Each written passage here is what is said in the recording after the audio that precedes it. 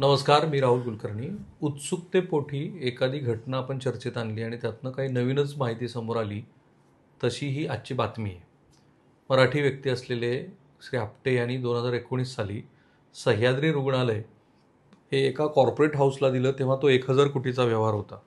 आम्ही 4 दिवसापूर्वी महाराष्ट्राला ही बातमी सांगितली की ते सह्याद्री रुग्णालय जे आता हडपसरमध्ये आहे, जे डेक्कनला आहे, जे कराडमध्ये आहे, पश्चिम महाराष्ट्राच्या आणखी काही भागात आहे, ते मणिपाल नावाच्या देशपातळीवरच्या एका कॉर्पोरेटने विकत घेतलं. व त्याच्यासाठी त्यांनी निवृत्ती वेतनाचा फ्रान्समधला फंड वापरला आणि म्हणून मणिपालची आत्ताची देशपातळीवरची व्याप्ती ही 12,000 बेड्स एवढी मोठी झालेली आहे. आय कॅन टेल यू की अलीकडच्या काळातला हा सगळ्यात मोठा सह्याद्री रुग्णालयासंदर्भातला 6,400 कोटी रुपयाचा व्यवहार आहे. तो देशपातळीवरचा एका मोठ्या व्यवहारापैकी आरोग्य क्षेत्रातला मानला जातो आहे. आणि मणिपालची पण क्षमता 12,000 बेडवरती गेलेली आहे, जी इतर कोणत्याही कॉर्पोरेटपेक्षा मोठी मानली जाते. पण मी ज्या वेळेला ह्याच संदर्भात श्री राजेंद्र कोंडरे यांच्याशी बोलत होतो, तुमचं स्वागत आहे NTVमध्ये, तेव्हा त्यांनी मला डेक्कन इथे सह्याद्रीचं जे मूळ रुग्णालय श्री आपटे यांनी सुरू केलं त्या संदर्भातली फारच रंजक माहिती दिली. तर ती सुरुवातीपासून सांगा की कसं लक्षात आलं तुमच्या? पुण्यामध्ये भारत सावंत नावाचे महापौर असतात, त्यावेळेस पुणे महानगरपालिकेने डेक्कनमधली प्राईम लोकेशन असलेली 23,000 स्क्वेअर फूट जागा ही ₹1 नाममात्र भाड्याने कोकण मित्र मंडळ ह्या सेवाभावी संस्थेस दिली 98ला. आणि ती चॅरिटी रजिस्टर्ड संस्था होती आणि गोरगरीब सामान्य रुग्णांना कमी दरामध्ये उपचार मिळावेत अशी महापालिकेची त्यात भावना होती. त्याप्रमाणे कोकण मित्र मंडळांनी त्याची ॲक्टिव्हिटी सुरू करून बांधकाम पूर्ण करत असताना मधल्या काळामध्ये त्यांनी सह्याद्री हॉस्पिटल्स प्रायव्हेट लिमिटेड नावाची एक वेगळी ऑर्गनायझेशन आहे, जी कंपनी ॲक्ट खाली रजिस्टर झालेली आहे. ह्या संस्थेचा आणि कोकण मित्र मंडळाच्या एंट्रीमध्ये झाला. कोकण मित्र मंडळातले जे मूळ ट्रस्टी होते, ज्यामध्ये सावंत होते, त्यानंतर राष्ट्रवादी काँग्रेसचे आता भाजपमध्ये गेलेले कामठे नावाचे माजी जिल्हा परिषद अध्यक्ष, हे सुद्धा त्याच्यामध्ये ट्रस्टी होते. हे ट्रस्टी जवळपास निम्मे गेले, त्याच्या नावावर निम्मे रिप्लेसमेंट आले आणि त्याचं सगळं काम जवळपास डॉक्टर चारू आपटे आणि त्यांचे सहकारी करत होते. दरम्यानच्या काळात काय झालं की हा विषय असा आहे की धर्मादाय म्हणून जी रुग्णालय स्थापन होतात त्याच्यासाठी शासन ₹1 नाममात्र जागा ज्या कारणासाठी देतं, यांचं कॉर्पोरेटायझेशनकडे जी काय वाटचाल चालू आहे हा खरा गंभीर प्रश्न ह्या निमित्तानं पुढे आलाय. थांबा, आता प्रेक्षकांना एक प्रश्न असा पडेल की हे जे कॉर्पोरेटायझेशन झालं तर त्याच्या आधी डेक्कनची नेमकी किती जागा आणि किती वर्षाच्या करारानं आणि कोणत्या अटीवरती महापालिकेनं त्या कोकण मित्र मंडळाला दिली होती? कोकण मित्र मंडळाला ही जी जागा 99 वर्षाच्या कराराने ती 1998 साली रजिस्टर डॉक्युमेंटने ती दिलेली आहे ₹1 नाममात्र भाड्याने. आणि ह्या जागेमध्ये त्यांनी अटच अशी टाकलेली आहे की ही जागा भाडे कराराने दिलेली, इतर कोणालाही गहाण, दान, बक्षीस, इजमेंट किंवा कोणत्याही जड जोखमीत गुंतवता कामा नये.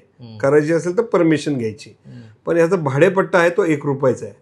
ह्याच्यातला इंटरेस्टिंग जो सगळ्यात महत्वाचा मुद्दा आहे की पुणे महानगरपालिकेने करार करताना सगळ्यात एक मोठी चूक काय केलेली आहे की 50 बेड्स एवढंच त्याच्यामध्ये महापालिकेने अपेक्षा धरली. 50 बेड म्हणजे एखादी व्यक्ती, समजा मी ॲडमिट झालो आणि मग मला 50 दिवस फक्त उपचार द्यायचे की त्याची जबाबदारी संपली.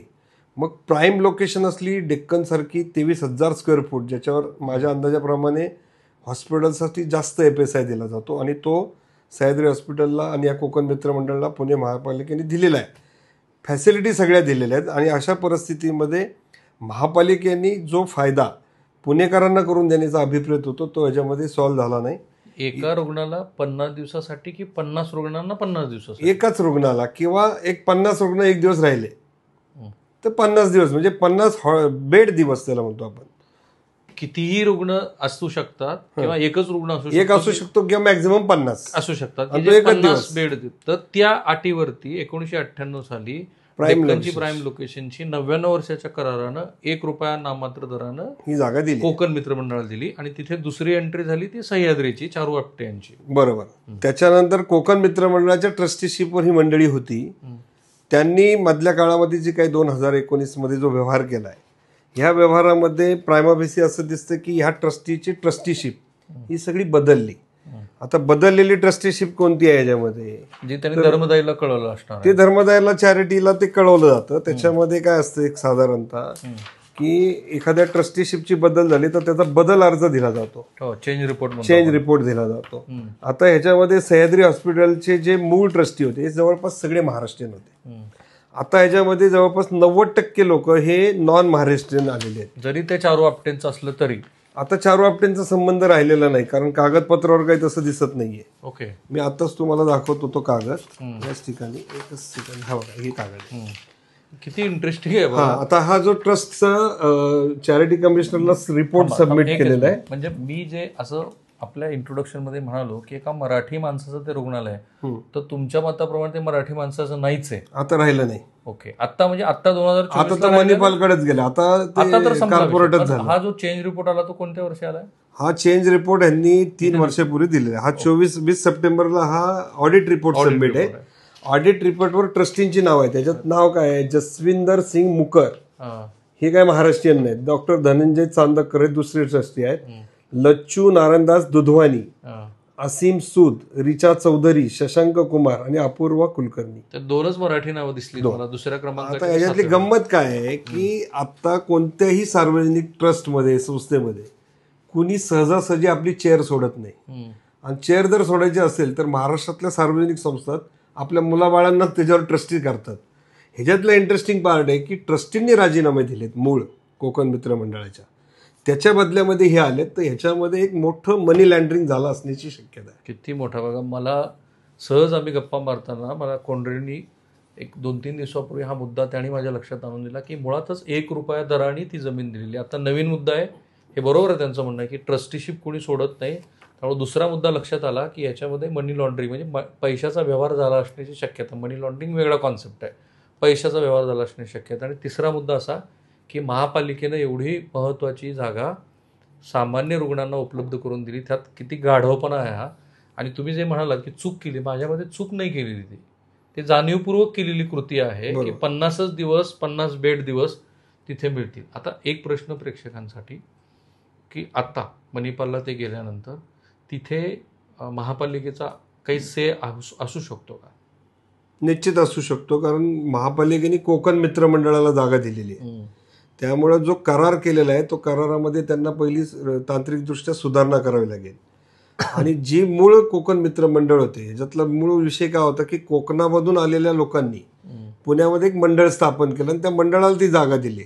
ती कशासाठी दिली आहे तर वैद्यकीय कारणासाठी किंवा सामाजिक सांस्कृतिक प्रकल्पासाठी. ती संस्था कुठे आज, ती कोकण मित्र मंडळ, त्याच्यामध्ये हे मुक्कर, लालवानी हे कसे असू शकतात?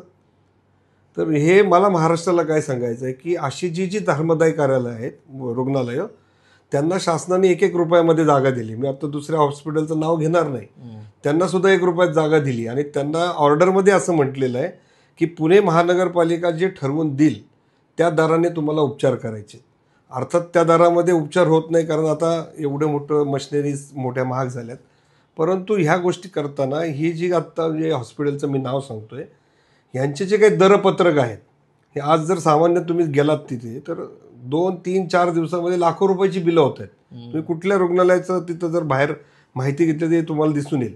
महापालिकेची पहिली जबाबदारी ही जी आहे की आपण एवढी मोठी प्राईम लोकेशनची जागा याचा रिव्ह्यू घ्यायला पाहिजे.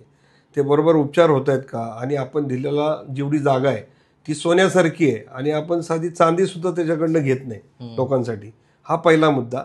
दुसरा, चॅरिटी अँगलनी माननीय धर्मदाय आयुक्तांनी हे महाराष्ट्राच्या सर्व चॅरिटी कमिशनर ऑर्गनायझेशननी लक्षात घ्यायला पाहिजे की ट्रस्टीशिपमध्ये बदल होताना जनरली जी चळवळ असेल किंवा मुवमेंट ज्या ऑब्जेक्ट आहे त्या ऑब्जेक्टवर काम करणारेच कार्यकर्ते त्याच्यात सभासद होतात आणि ट्रस्टी होतात.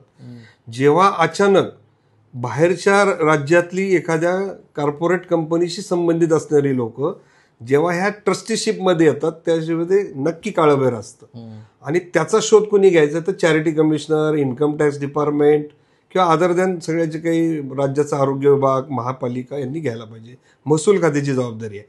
आता ह्या विषयीचा अलर्टनेस जो पाहिजे कोणत्याही यंत्रणेकडे नाही, कारण हा व्यवहारच अशा प्रकारचा महाराष्ट्राला माहिती नाही. हा आपण पहिल्यांदा आणलाय आज उघड. आणि हे सहज मला काय झालं म्हणजे मी सांगायला माझा इंटरेस्ट काय होता की माझा भाचा तिथं ॲडमिट होता आणि त्याचं जवळपास 5-7 लाख रुपये बिल केलं.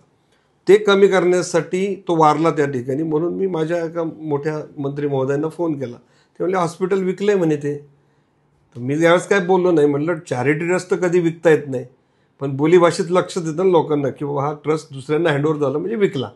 मग ट्रस्ट कधी विकला जातो तर ट्रस्टला विकता येत नाही, त्याला चॅरिटी कमिशनरची परमिशन लागते, ट्रस्टीशिपमध्ये बदल होतो. इथं ट्रस्टीशिपमध्ये बदल झाला आहे. तो बदल होताना महाराष्ट्राच्या बाहेरचे लोक इथं ट्रस्टी म्हणून आले कसे? महापालिका डोळे झाकून का गप्प बसली?